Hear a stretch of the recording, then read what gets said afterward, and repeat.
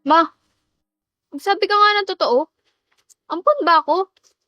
Bakit negative yung result ng DNA test namin ni Papa?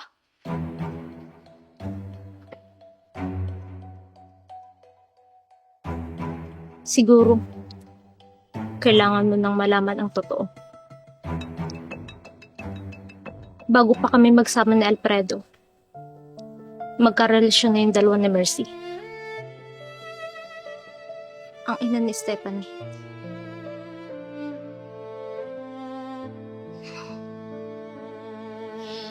Hindi si Alfredo ang ama mo.